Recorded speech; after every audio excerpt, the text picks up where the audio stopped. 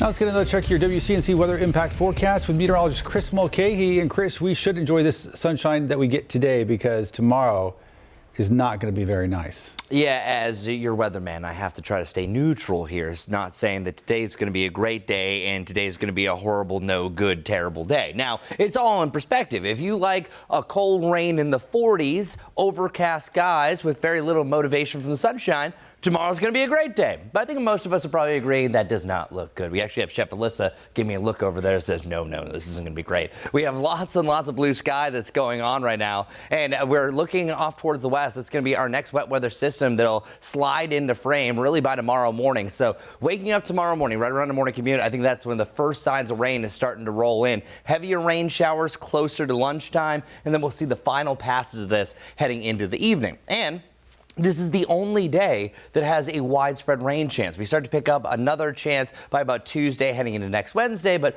all in all, we're staying dry except for tomorrow. It's not going to look like this. Beautiful blue sky, not a cloud in the sky. We have 59 degrees for a high and then about 60 degrees down around Lancaster and Rockingham and then close to 50 degrees around Boone. But those clouds are going to increase. By about 5 o'clock, that's where we're seeing that cloud cover starting to roll in. It thickens up, turning mostly cloudy through the overnight. That's going to lock temperatures down into the lower 40s, but I think we're still going to be down into the mid 30s. That's going to allow, I think, for a little bit of snow to mix in at the higher elevations, but all in all, this is going to be a rain event across the area. Tomorrow's forecast, an 80 to 90% chance of rain from 7 a.m. until 3 p.m. That really puts in perspective. There is a slight chance that we maybe just touch 50 degrees by the end of this all said and done. Really between about 3 and 6, things start to clear. Here, let me break it down for you. Here's 4 o'clock. At this point, I think it's really starting to move into the mountains between about 4 and 8. That's where all of us are starting to see our first rain. Now, further west you go, that's where I think we're going to see a little bit more of that rain.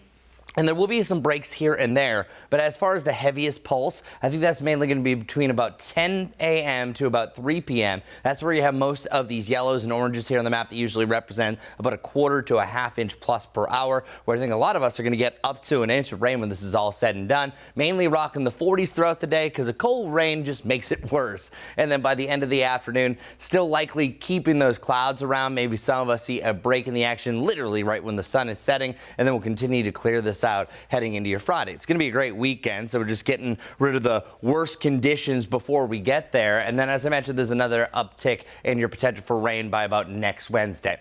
Now let's move well down towards the south. It is November. November 30th is the end of hurricane season, even though sometimes storms can form after that. But this disturbance will soon be numbered or Tropical Storm Sarah, S-A-R-A, not like the H that we have here in studio.